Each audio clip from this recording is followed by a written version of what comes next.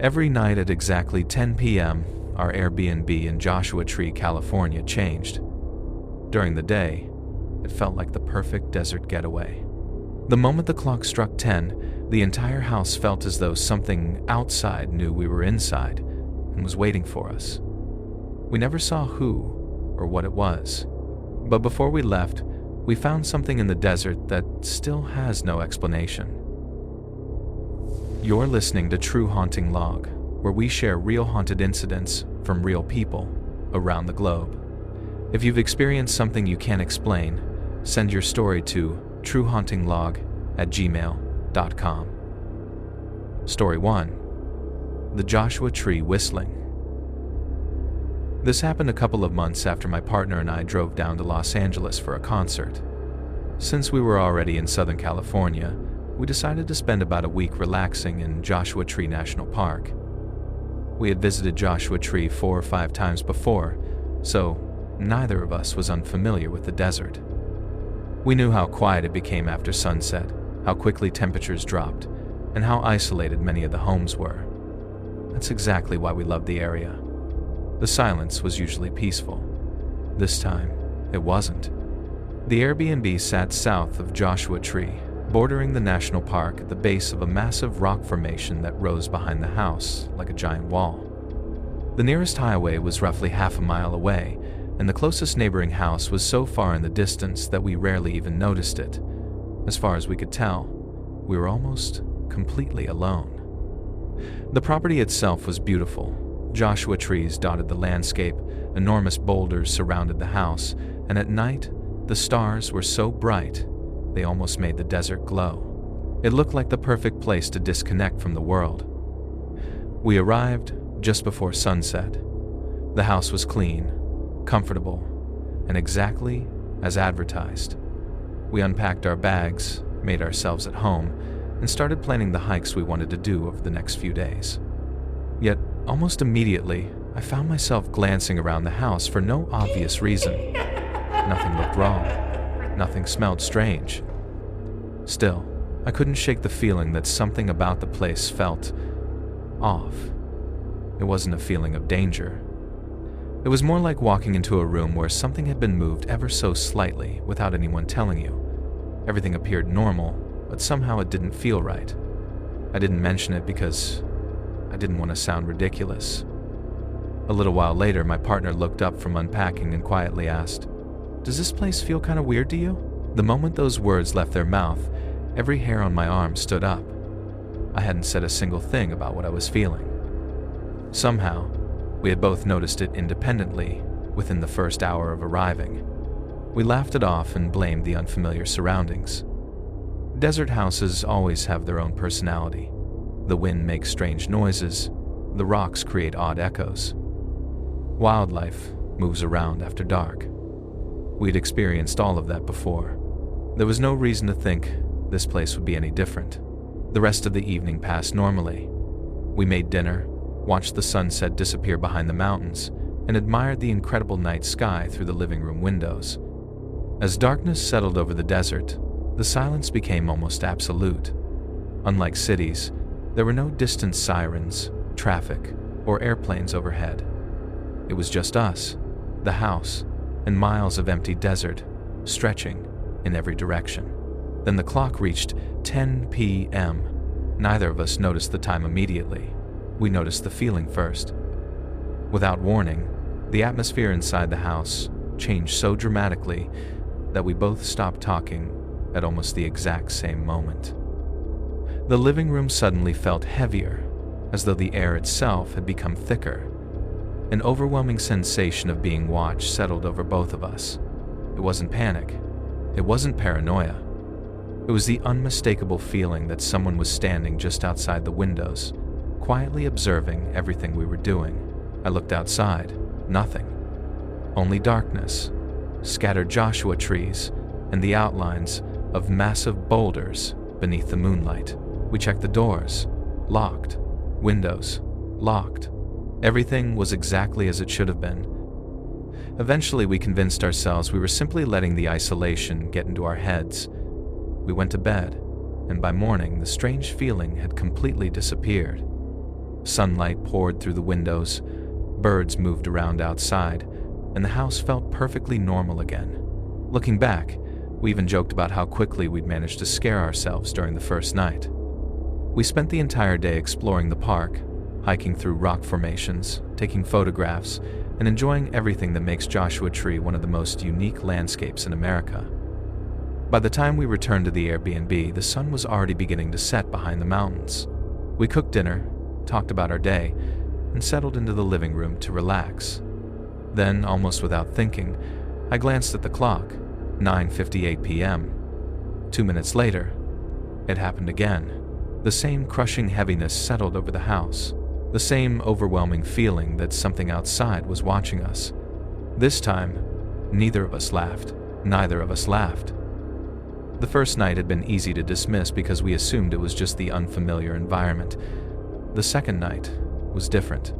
We knew exactly when the feeling had started, and we both recognized it immediately, without saying a word.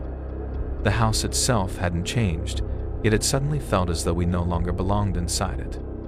It wasn't the kind of fear you experience after watching a horror movie. It was much more instinctive than that. Every part of my body was quietly telling me the same thing.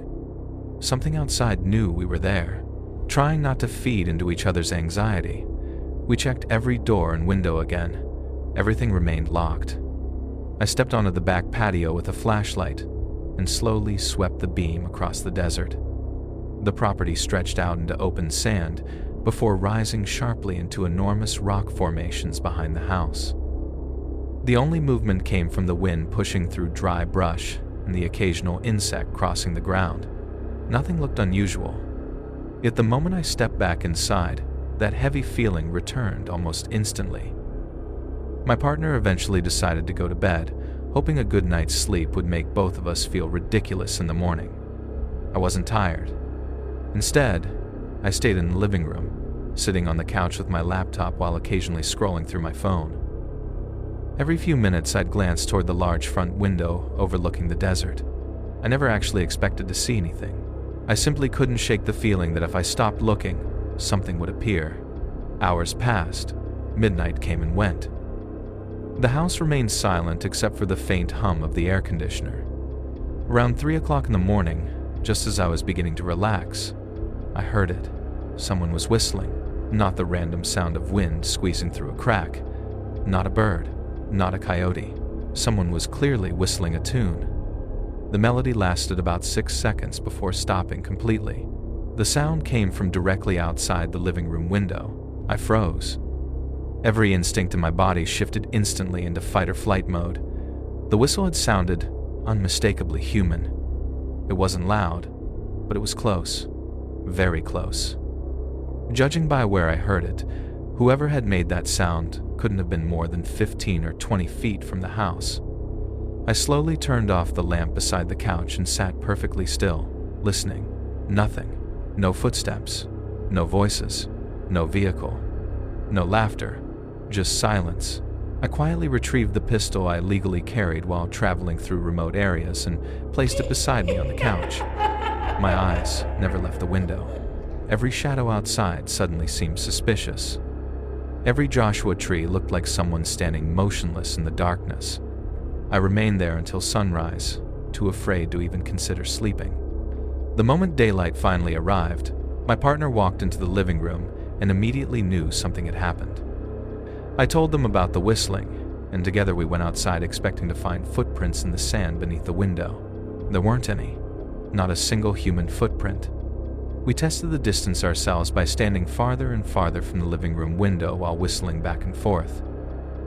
Once we moved beyond roughly 20 feet, the sound became too faint to hear clearly inside. That meant whoever had whistled during the night had almost certainly been standing very close to the house, but there was absolutely no sign that anyone had ever been there.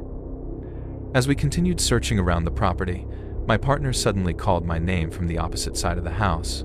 I walked over, expecting to find footprints. Instead, I found something even stranger. A trail of unusually large animal tracks came down from the rocky hillside behind the Airbnb. At first glance, they resembled oversized paw prints, much larger than the coyote tracks we'd also found nearby. but something about them didn't make sense. We could clearly identify 4 separate coyote footprints crossing the driveway from an earlier time, so we had something to compare them against. These new prints were different. They seemed larger, heavier, and strangely incomplete. It almost looked as though only the front paws had left impressions in the sand. I remember staring at them, trying to figure out whether the back paws had simply landed inside the front tracks as the animal walked. Maybe that was possible. I honestly don't know enough about animal tracking to say. What I do know is where those tracks ended. They came down from the rocks, crossed the yard, walked directly toward the side entrance of the Airbnb, the same door that opened into our bedroom, and then they stopped. Not turned around, not circled away, not faded into harder ground. Stopped, as though whatever had made them had simply vanished at the side of the house. Neither of us could explain the tracks. We walked around the side of the house several times, hoping we'd somehow overlooked where they continued, but the desert sand was undisturbed beyond that point. The prints simply ended beside the bedroom door, as though whatever had made them had disappeared into thin air. Standing there beneath the morning sun, it seemed impossible. If it had been a mountain lion, a coyote, or even someone's large dog, there should have been tracks leading away. There weren't. Eventually, we gave up trying to solve it, climbed into the car, and decided to spend the day as far away from the Airbnb as possible. As we were getting ready to leave, my partner suddenly called my name from the front of the house. I walked over, expecting to find another strange set of tracks. Instead, I saw a roadrunner standing only a few feet away. Normally, roadrunners are skittish birds. The moment a person gets close, they dart away into the brush. This one didn't. It simply stood there, looking directly at us. At first, I thought it might be injured. Its beak looked slightly crossed, and parts of its feathers appeared patchy, almost as though it had mange. But what immediately caught my attention were its eyes. They seemed unusually large, constantly scanning everything around us without ever looking frightened. I've spent plenty of time around wildlife, and most animals have a certain predictability to the way they behave. This bird didn't. There was an awareness in the way it watched us that made me deeply uncomfortable. My partner suggested calling a wildlife rehabilitation center to see whether it might need help. We explained what we were seeing, and the person on the phone told us that if we could safely catch the bird, they would examine it and provide treatment if necessary. So we tried. The strange thing was that catching it should have been easy. The roadrunner never flew away. It never disappeared into the bushes. Every time I got within a few feet, it would calmly run about 10 feet farther, stop, turn around, and simply wait for me to catch up. Then, just as I reached for it again, it repeated the exact same thing. It wasn't acting frightened. If anything, it almost seemed to be controlling the distance between us. After 20 minutes of trying, we finally gave up. The bird remained nearby, calmly watching us as though it had been expecting the entire interaction. We climbed into the car and left for the day, still talking about how strange it had behaved.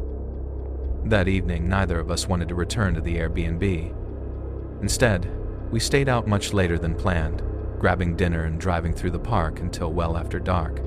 Eventually, though, we had no choice. It was getting late and we needed somewhere to sleep. As soon as we pulled into the driveway, I glanced at the dashboard clock. 10:07 p.m. Almost immediately, that same oppressive feeling settled over the house again. It was becoming impossible to dismiss as coincidence. During the day, the Airbnb felt completely normal. After 10 at night, it felt like an entirely different place. Before going inside, I found several spare sheets in the hallway closet and covered the few windows that didn't have blinds. I don't know why I did it. I suppose I thought if I couldn't see into the darkness, maybe whatever was making me feel watched couldn't see me either. Rationally, I knew that didn't make much sense, but fear isn't always rational. The sheets helped a little. The feeling didn't. That night, my partner managed to fall asleep before midnight, but I found myself back on the living room couch, listening to every sound the house made. The silence outside was so complete that even the occasional creak of the wooden walls sounded startling. Then I heard it again. Another whistle. This one was much shorter, just 2 quick notes. Exactly the same, unmistakably human sound. It came from somewhere outside the living room window. Every muscle in my body tightened. I switched off every light inside the house and slowly looked through a narrow gap between the curtains. Nothing. Only moonlight stretching across the sand and the dark silhouettes of Joshua trees standing perfectly still beneath the stars. Several minutes later, I heard something else. A rustling sound, not close enough to identify, not loud enough to recognize. Just something moving slowly, somewhere outside the house. I remained awake until sunrise, for the second time in 3 nights. When daylight finally arrived, we searched the property once again. There were no footprints, no animal tracks, no sign that anything had been near the house during the night. It was as though the desert had erased every trace of whatever had been outside, leaving behind only the memory of that quiet, human whistle echoing through the darkness. By the 4th day, we had reached a point where neither of us wanted to admit how uncomfortable we had become. We still went out during the day, explored the park, visited local shops, and tried to enjoy the vacation we'd planned for months. But no matter what we did, the Airbnb stayed in the back of our minds. We found ourselves lingering over lunch a little longer than necessary, taking the scenic route back and finding excuses not to return until the last possible moment. That afternoon, we decided to stay at the house for a while and simply relax. For the first time since arriving, everything actually felt peaceful again. The sun was shining, a light breeze drifted through the desert, and the strange heaviness that appeared every night was nowhere to be found. We sat outside talking, almost convincing ourselves that the previous nights had been nothing more than a combination of isolation, exhaustion, and overactive imaginations. Then, without warning, the roadrunner appeared again. Neither of us saw where it came from. One moment the yard was empty. The next, it was standing less than 10 feet away, watching us. It looked exactly the same as before. The oddly crossed beak, the patchy feathers, those unusually large eyes that never seemed to blink for very long. Once again, it didn't behave like any wild bird I'd ever encountered. It wasn't frightened by us. If anything, it seemed curious, almost expectant. Thinking it might still need help, I decided to try catching it one more time. The bird immediately began moving away, not flying, not running in panic, simply jogging a short distance before stopping and turning to face me again. I followed. Every time I got close enough to reach for it, the roadrunner calmly moved another 10 or 15 feet before stopping once more. It never disappeared behind rocks or bushes. It always stayed just far enough ahead that I couldn't catch it, yet close enough that I believed I might succeed if I kept trying. This continued over and over again. Without realizing it, I had stopped paying attention to everything else around me. My focus had narrowed completely onto that bird. Catch up, reach out, it moves. Catch up again, reach out, it moves again. I don't know how much time passed before something made me look up. The sun was dropping toward the horizon. The warm golden light that had filled the valley only minutes earlier had begun fading into long shadows stretching across the desert floor. That's when I realized where I was standing. The Airbnb was no longer nearby. Somehow, while following the roadrunner, I'd been led hundreds of feet away from the house and into the rocky foothills behind it. Massive boulders surrounded me on every side, creating narrow gaps and dark spaces where the sunlight barely reached anymore. The desert, suddenly, felt much quieter than before. Too quiet. A chill ran through me despite the warm evening air. For the first time since following the bird, I looked behind me. The house appeared much farther away than I'd expected. I couldn't even hear my partner anymore. At that moment, every instinct in my body screamed the same warning. Leave. Now. I took one slow step backward. The roadrunner didn't run away. Instead, it remained exactly where it was, staring directly at me. Then, it made a short movement toward the rocks, stopped, and looked back over its shoulder as though expecting me to continue following. I didn't move. The bird repeated the same thing, a few steps toward the boulders, another glance back at me, waiting. It honestly felt like it was trying to get my attention, trying to convince me to follow it deeper into the foothills. I can't explain why that thought entered my mind so strongly. Maybe it was fear. Maybe it was instinct. Whatever the reason, I suddenly knew with absolute certainty that continuing any farther would be a terrible mistake.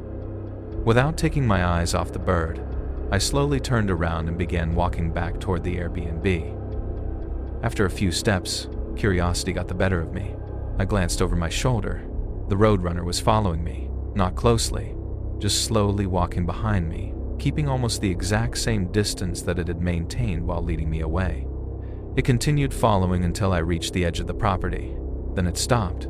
The bird climbed onto a small rock overlooking the driveway and remained there completely motionless, watching both me and the house. I stood there for several seconds, staring back at it. The desert around us was silent. No wind, no insects, no birds, just the two of us looking at each other across the fading light. Eventually, I went inside and locked the door. Before pulling the curtains closed, I looked out one last time. The roadrunner was still sitting on that rock, still facing the house, still watching, and somehow, I couldn't shake the feeling that it wasn't watching us. It was waiting for night to fall. That night turned out to be our last night at the Airbnb. Neither of us said it out loud, but we both wanted to leave. We had already decided we'd pack everything first thing in the morning and head home a day earlier than planned. We spent the evening inside, keeping the curtains closed and the lights on. Every so often, one of us would glance toward the clock without saying anything. 9:54 p.m., 9:57 p.m., 9:59 p.m. The moment the clock changed to 10 p.m., the atmosphere inside the house shifted again. By then, it had become almost predictable. The same oppressive heaviness settled over every room. The air felt strangely dense, and that familiar sensation of being watched returned stronger than ever. Neither of us bothered checking the windows anymore. We already knew we wouldn't see anything. Whatever was causing the feeling never seemed interested in showing itself. It only wanted us to know it was there. We stayed together in the living room for most of the evening, talking about completely unrelated things in an effort to distract ourselves. Eventually, my partner managed to fall asleep on the couch while I remained awake, listening to the silence outside. Strangely, there was no whistling that night, no rustling, no strange animal tracks. The desert was completely still. Somehow, that silence felt even more unsettling than the noises had. Every few minutes, I found myself looking toward the covered windows, wondering whether something might be standing only a few feet away on the other side of the glass. I never built up the courage to look. Eventually, the first hints of dawn began brightening the eastern sky. The heavy feeling lifted almost immediately, just like every previous morning. The house felt normal again. It was almost impossible to believe how dramatically the atmosphere changed between night and day. Without wasting any time, we packed the car and cleaned the Airbnb before checking out. Neither of us mentioned the strange experiences while we worked. We simply wanted to leave. The last thing we needed to do was throw our trash into the communal dumpster located about 100 feet from the house. I carried one of the bags while my partner walked ahead. As we reached the dumpster, both of us stopped at exactly the same time. There, in the soft desert sand directly beside the dumpster, was a single, barefoot, human footprint. Just one, perfectly clear. I stared at it for several seconds, expecting to find another footprint nearby. There wasn't one. No trail leading toward it. No trail leading away. No shoe prints. No boot prints. No vehicle tracks. Nothing. Just one perfectly formed human footprint pressed into the sand as though someone had taken a single barefoot step and then vanished. If you've ever been to Joshua Tree, you'll understand why that disturbed us so much. The desert floor there is covered with sharp rocks, cactus spines, thorny plants, insects, spiders, scorpions, and, depending on the season, snakes. Walking around barefoot isn't just uncomfortable, it can be dangerous. Yet somehow, someone or something had left one barefoot print in the middle of that harsh landscape. Neither of us said a word. We threw the trash away, climbed into the car, and drove out of the property without looking back. For most of the drive home, we tried to explain everything we'd experienced. Maybe someone had been playing tricks on us. Maybe the whistles had come from another campsite. Maybe the animal tracks belonged to something we'd never seen before. Maybe the roadrunner was simply unusually tame. Every explanation sounded reasonable when considered by itself. The problem was that none of them explained everything together. Months later, curiosity got the better of us. I began researching the area around Joshua Tree and eventually came across discussions about local Native American folklore and modern stories shared by hikers, campers, and longtime residents. Some people claim the surrounding desert had a long history of strange encounters involving human-like whistles, intelligent animals, unexplained footprints, and entities that tried to lure people away from safe places and deeper into the wilderness. Some refer to those stories as Skinwalker encounters. Others dismiss them as modern legends. I honestly don't know what to believe. What I do know is that we never actually saw any creature. We never saw anyone outside the house. We never found evidence proving something supernatural had happened. All we experienced was a series of events that, individually, might have had perfectly ordinary explanations, but together, they formed one of the most unsettling weeks of my life. Even now, I sometimes think about that roadrunner. Out of everything that happened, that bird bothers me the most. Not because it looked frightening, because it behaved as though it understood exactly what it was doing. I've spent enough time around wildlife to know when an animal is acting naturally. That bird wasn't. It patiently led me away from the safety of the house and toward the rocky foothills, stopping every few yards to make sure I was still following. If I hadn't looked up when I did, I honestly don't know how much farther into those rocks I would have gone before realizing how isolated I had become. Maybe it was nothing more than an unusually curious bird.